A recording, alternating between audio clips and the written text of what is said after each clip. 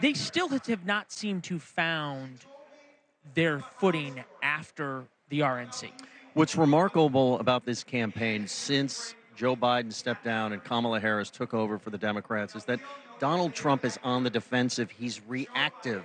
What has the last decade been about as it pertains to Donald Trump? It's usually that he has everyone on their heels with his asymmetrical attacks. They're flustered. They don't know how to handle it. But the tables, at least for now, have been turned. And boy, you think about the tables being turned. You and I were together at the RNC. The idea that coming out of that on Thursday night or Friday of the RNC, we would be sitting here talking about during the DNC, Donald Trump having to go to North Carolina to counter program. They had to play defense in North Carolina. And talk about something, the tables turning in just, 6 weeks? Yeah, look, I don't think it's just about the fact that the race is more competitive. I think what Donald Trump is dealing with now, and look, he's still in a position to win this race, but what he's dealing with now is that he's not the younger, more vibrant, more energetic candidate in the race. He's not the candidate that it's his opponent that everybody's worried about. All of a sudden, he has brand new weaknesses, and the vice president has the opportunity to be the change candidate in the race. Now, the Republicans are going to make the case that she's a part of the Biden administration and that that's not the case. But when you've been on the scene for a decade, you're in your third consecutive presidential race, this is a tougher climb now for the former president versus the vice president. Kamala Harris is suddenly the new kid. She's something different. There's been a distinctive change. I think we're going to sort of see tonight something pretty unusual from Joe Biden, because Joe Biden was running as a man to save democracy. Donald Trump was a threat to democracy, on and on and on and on. That did not work, did not resonate with voters, did not resonate at all with swing voters. Kamala Harris sort of changed that. Chris Cillizza pointed this out earlier today. I thought it was an excellent observation. Rather than sort of taking Donald Trump seriously, somehow she and the Minnesota governor now make fun of him as sort of an outcast performer or something versus this Darth Vader-esque personality. What we're going to hear tonight, and we've already heard it in the speeches behind us, is that the president is passing the torch. This is a big theme.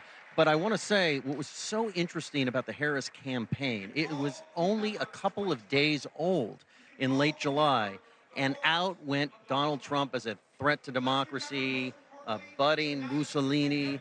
In was he's a threat to your freedoms. Which freedoms? The freedom to access abortion if you need it, the freedom to read the books you want, the freedom to join a union. In other words, they lowered the rhetoric and gave voters something that was more believable, because no matter how voters felt about Donald Trump, they didn't feel like his re-election in 2024 would spell the end of the American Republic. And does Joe Biden change his tone tonight about that? We heard him make fun of Donald Trump, calling him Donald Dump and everything else. He seems to have been unburdened, shall we say, by Joe Biden's past. What do we get tonight? This is fascinating because he's the president of the United States, but it's Kamala Harris's convention, and usually the nominees team vets every speech. And so this really should be a speech about her. And I'll be curious to see, number one, did they give him the latitude to say what he wants? And does he give a speech that's more in line with her messaging, which stylistically is very different than his, or does he give a speech in line with his messaging? Yeah, he is the old guard of the Democratic Party. She is unquestionably the new guard. There's a weird undercurrent here, and you pick up on this. There is the Team Obama folks, and there is the Team Biden folks. And those camps did not necessarily get along. We have some reporting about various stories of those Biden folks not happy about Obama's team trying to push Biden out here. How does that play into Joe Biden cementing his legacy tonight? How does he retake for one night that I am the president, even though for the past 5 weeks this party has been thrilled that he's gone?